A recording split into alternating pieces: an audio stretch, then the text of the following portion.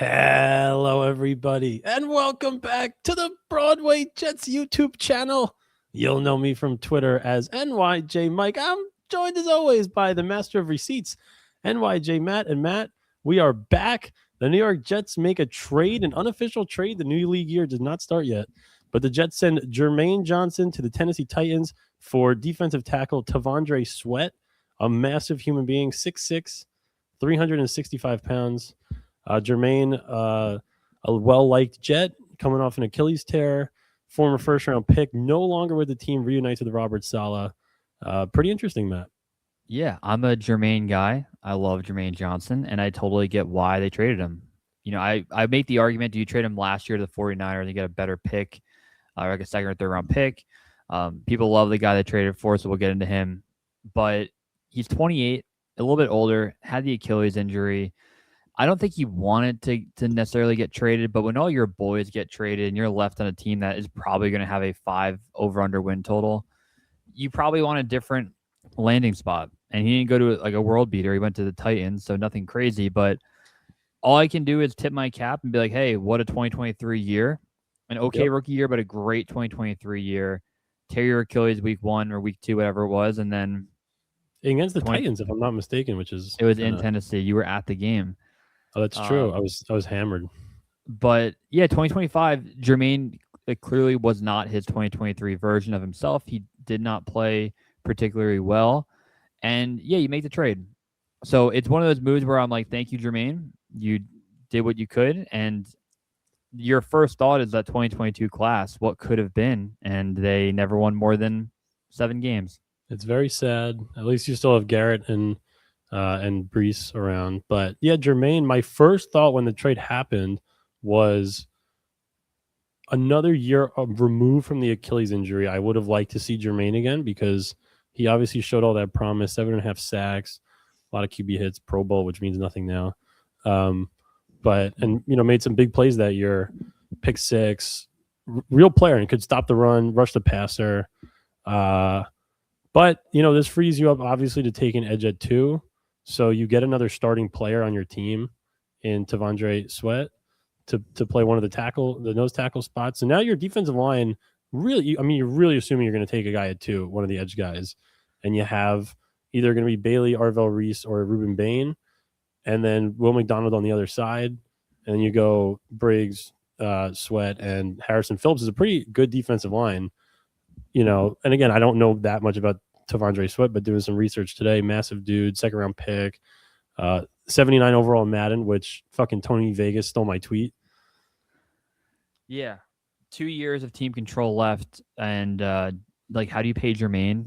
Right, when you think about what Jermaine had left, do you give him an extension when maybe in week 8 he has 2.5 sacks? Do you trade him? And what do you get if you only give him out for a half a year? Do you get like a 4th, 5th round pick? I get why they made the move, and you're right. Like there is optimism, especially with getting T'Vondre Sweat in terms of the D tackle spot. Now that was a huge weakness going into 2025. Yep, we were like, what the hell is it going to be? And then you had guys like Briggs and Phillips step up, and then you now have a guy you throw in there who's young, ascending, and coming off a good year. So then you rotate Will McDonald, to your point, and you probably, even if you draft Reese or Bain or Bailey, you probably want to get like a veteran edge guy to be like a rotational guy, like a Jacob Martin type contract that is better than Jacob Martin that they did in 2021, was it? I think it was. They gave him like $6 million or something weird too. Yeah, but my point is like get like a random veteran on a 1-year deal to be able to rotate in. Because Clemens is going to be probably gone too. Yeah. So and then like you got better for the next 2 years. I don't know if you got better for next year. We'll see. But yeah, I don't think you can hate this trade. I just feel like untapped potential was there, and he was like the number 5 guy on the board in 2022. He fell all the way down to 20s. They got him. I'm just nervous, Matt, that 1 year again. All these guys, I don't know about all these guys, but a lot of the time you tear your Achilles. The second year back, you're obviously a lot better, closer to your former self. So a little bit nervous about that. But again, you're not going to probably pay Will McDonald and Jermaine. We're not even sure what they're going to do with McDonald. But he's the more bendy edge guy, classic pass rusher. But yeah, the team is like kind of starting to come together a little bit. We're on the eve of free agency, Matt. It's in like 13 days, which is nuts. March 11th. I think it's quicker. No, it's March 11th is the. Oh, why? Because February is a short month. No, well, let me. Legal tampering is the 9th. Legal tampering. Illegal tampering. So the 9th is when you get the deal start coming through, and yeah, you're starting to see the build of the team. I would really like, Mike, and this is what I keep thinking back to, is being aggressive in the mid-first round. So you get David Bailey or Arvell Reese or Ruben Bain, and David Bailey, as we're recording, just ran a 4.5 40. Ruben Bain has like the shortest arms in the history of edge rushers, I guess. So you never know what they're going to do. But say it's Bailey or Reese. Yeah. If you're at 16, like I like the idea of being really aggressive and getting a blue chip guy. Like if you like Carnell Tate and he's there at 10, fucking trade up and do it. Like I want another guy on this team to be really hyped about. And if you wait till 16 and you get like an off-ball linebacker or maybe the 5th receiver, like I don't know, man. I kind of want to be a little bit aggressive and I want blue chip guys on this team. And right now there's not enough of them. You have 2 tackles. You have Garrett Wilson, Priest maybe for a year unless you extend him. Now it's time. Get 2 more of those guys to put in this team. I hear you. I mean, the argument against that is you have a lot of holes, but it's not quite as many holes as so that D tackle's not a hole anymore. You'd have to take like Caden McDonald or. Assuming edge is not a hole, you go there at 2. Offensive line is not a hole. You just have to plug in the left guard, which hopefully I'm hoping it's going to be Elijah Vera Tucker. I'd like one more chance with AVT. Tight end's not a hole. Wide receiver, you need 1. So quarterback. Hole. But yeah, maybe. And the it's whole funny, secondary.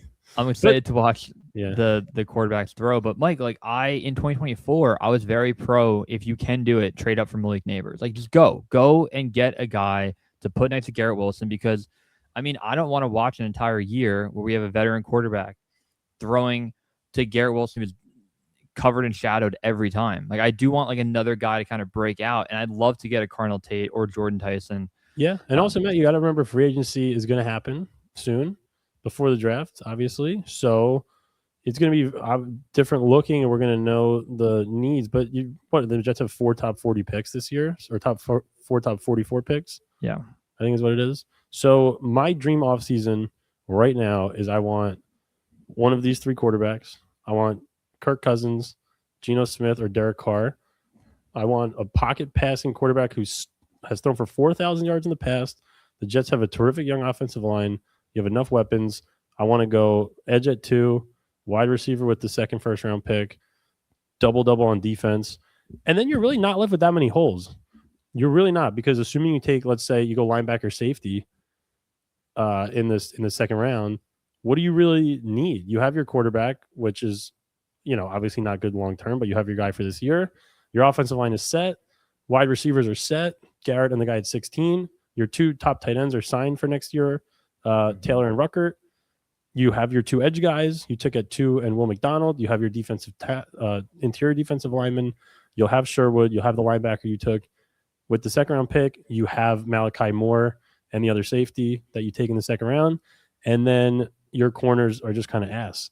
And you hope Aaron Glenn can fucking develop them. So, and even with everything you said, then you kind of your ceiling, maybe kind of not ceiling, but your ballpark of wins instead of being 3 to 5 can be 6 to 8. And if these guys hit with that team, why do we have to win 2 games? Like we can win games, right? Yeah. I want to do a whole video on the quarterback position because I feel like I do think there's a large portion of Jet fans out here that kind of not, I wouldn't say large. There is a portion that likes the misery and they want to complain about everything. So in the quarterback spot, we know where it's at. They didn't get Mendoza, and now we have to look at the options available. One of the takes out there is you just start Brady Cook and go over 17.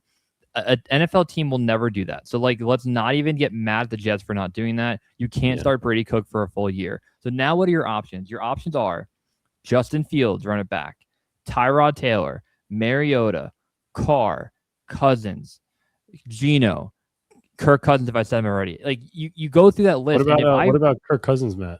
I know, I said him twice. Did I say him 3 times or twice? Twice. I think I said twice. If But if I present that name, like we're at a bar and a Jet fan, like, hey, what do you think of Derek Carr? Oh, dude, Derek, you want fucking Derek Carr? Okay, you don't like Derek Carr. What about, Kirk Cousins? Do you watch him one leg? You want Kirk Cousins? It would like continue until there's no one left. Yeah. And then like, what do you want the Jets to We're do? gonna get Like, Mahomes. yeah, I don't get, like, we know what the options are, and there's no great option, and it's probably going to be a mid-tier veteran that we got to pray is okay.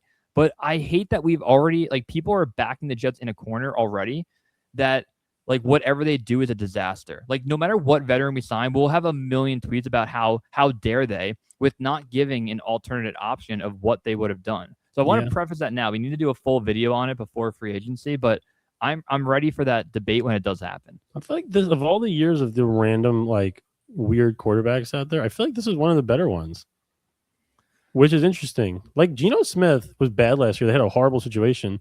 The year before that, he threw for 4,300 yards and won 10 games. Like Kirk Cousins, and then and I have to go run and play some Dill. I did this. He's knocking on my door. I go, Mike, give me a signal when you need to leave. And in the middle, he's banging on my door. What was that? Yes, you have to go. But Kirk Cousins has played like 11 years, and he's had a losing record, I think, like one time. Yeah. Like, he can win football games. Last year. Run some play action, Matt. Brees. I think the Jets are gonna win 10 games next year. I'm back. I'm not even joking. I don't think they want to, but I feel like they are. Yeah. Well, 10-7. I'm serious. All right. I'm dead serious. Do what I just said in the offseason. 10-7. And all those guys all they have to do is hit on all those picks. And Kirk Cousins has to play like 2022. Farewell to Jermaine. If you're a first-round pick for the Jets in the past decade, you have like an 80% chance of being traded and a 10% chance of being a murderer. That was a good tweet that you had. Have a good night. Go Jets.